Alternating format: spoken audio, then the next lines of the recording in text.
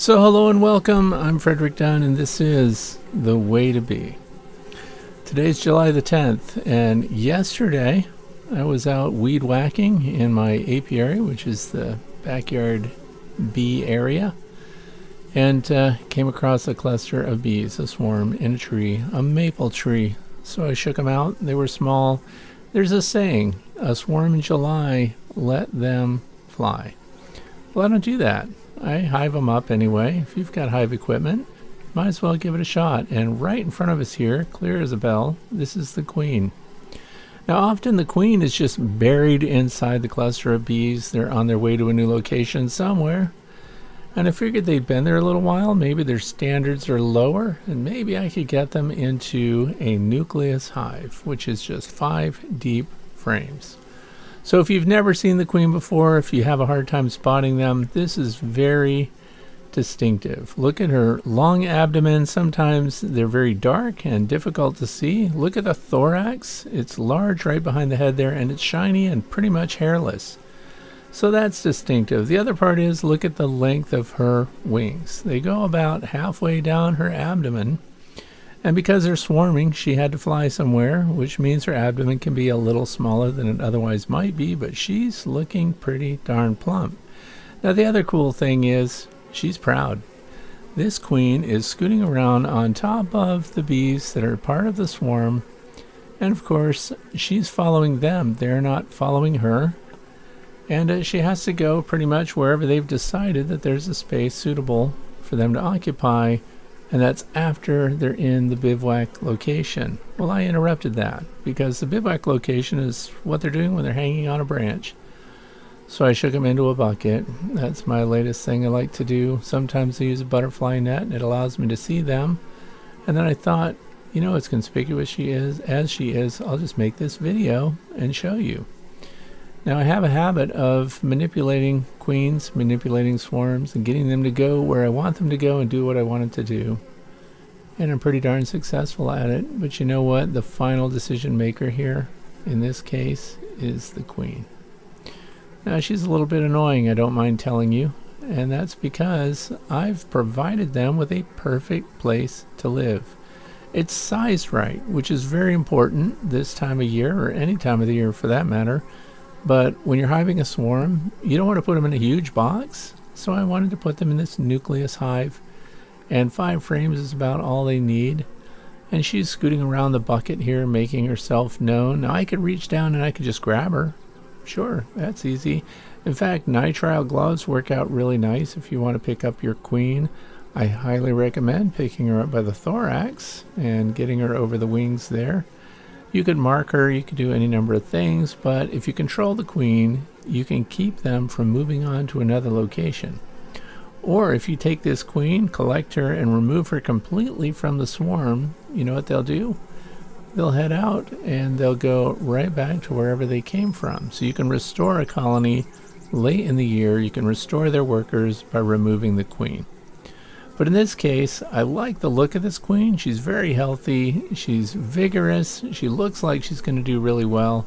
So I want her to go into my Nucleus hive, and I want to see how they're going to do here in the northwestern part of the state of Pennsylvania, the northeastern part of the United States. So late season swarms, I manage them. So here's the thing. They have 4 frames of heavy wax foundation in wood frames, and there's a 5th frame in here that is about half drawn with honey. And normally I wouldn't do that if I were setting it out to attract a swarm, but in this case they're already here. So I set up this Nucleus hive specifically for them, and I figured half honey, half cells ready to go. This would be very appealing to these bees, and they would move right into it. But as you can see, we have a problem. She's not going in, and if the queen doesn't go in, guess what? The workers don't go in either. And so I watched this queen for an extended period of time. She went right down into the bucket, and then she teased me a little bit here. She walked up the bucket over the top of the rest of the swarm members here, which are mostly females. There are some drones in here, but primarily females, which are the workers. She scooted over the top of them. She buried herself in with them. She's rubbing herself all over them, which, by the way, direct contact is exactly how this queen maintains her control of the colony. They rub on her. Her retinue of bees that would normally attend to her would be licking her and collecting her pheromone, and then physically, bee to bee, spreading that throughout this colony. They're about the size of a goose egg softball, I would say. So it looks like a lot because they're all spread out, but this is a very small colony of bees, which means I'm going to have to feed them. I'm going to have to carry them along a little bit. Once again, because I feel like I have nothing to lose. I think this is a mated queen. I think she's going to do really well, and I will do a follow-up on that just to see. But I've really shortened this video for you because I followed her around with my camera for an extended period of time, and she did just what she's doing right now. If you look at the control wheel for this hive, she's at about the 3 o'clock position there. Well, the entrance is over at the 7 o'clock position, closer to the center. It's a 3/4 inch hole, and I've half covered it with the wheel. And I felt like, well, she's just walking around looking for that entrance, and as soon as she goes in, all the rest of them, they're going to go right in with her. Because that's what can happen sometimes. The queen can get stubborn, hang out outside, or there might be a second queen. Now in this case, they're pretty obvious. I can see all the bees. They're only a couple layers deep. And if there's another queen, I would look for the behavior of the bees around another queen that could be present. Maybe one that's not mated, less conspicuous, but there was no clumping or gathering or paying attention or fanning their pheromone towards another queen, because sometimes you'll see them face their heads back into the bucket, their abdomens facing out, and that tells me that there's another queen in the bucket that they want us to take a look at. But that's not the case. It's just one queen, one very stubborn queen that's using up all my time here. And I felt like they were running out of time because it's nighttime. I mean, it's sunset. That's why they're backlit here. This hive faces to the east, so the western sunset is happening behind them. I'm actually impressed that the video sequences came out as clear as they are, because it was getting actually a little bit on the dark side. So I decided I would just watch her and see if she goes in. But you know what? Eventually you start thinking, do I want to lose them? I've kind of got an investment here. Maybe I should just collect her and put her in one of those queen roller cages and use her pheromone to draw the other bees in. Now another thing you can do to get your bees to move in when they're hanging out on the front like this, there she is right by the entrance, and she's not going in. You could use Swarm Commander. The lightest touch of it inside the hive on the back of one of the frames, all the way in the back, can get the workers to go in. But if the queen doesn't go in, there's nothing you can do about it. So I decided, there she is, she's not going in. I'm going to nab her. I'm going to put her in one of the queen roller cages, and I'm going to use her pheromone to get the rest of them in, because let's be honest, time's running out. So here she is. And I have one of those Apame feeders that they make for the Nucleus hive, sits on top, and it has holes in it. So if I just put her in here, eventually her pheromone will make its way down into the hive, and what will the bees do? They'll go right in. So I did that, let the pheromone go through, waited about an hour, went back up, opened it again, and released her through one of the candy feeders, and she went right into the hive.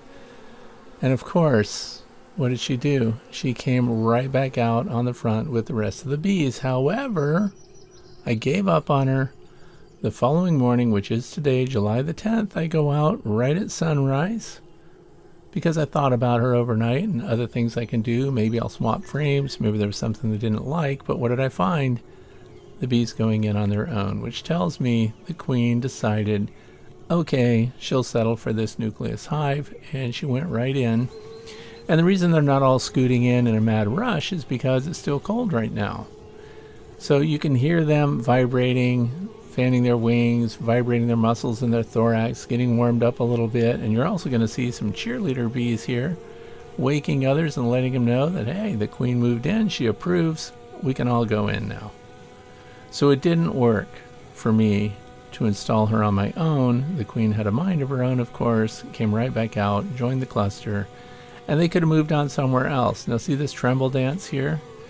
They're trembling and they're grabbing each other and vibrating one another to give a wake-up call and suggest that they all go in and follow the pheromone stream now, which is the Nasonoff, and that's drawing the rest of them out of the bucket, off the front of the hive, and of course into the hive onto the frames that have been provided by yours truly.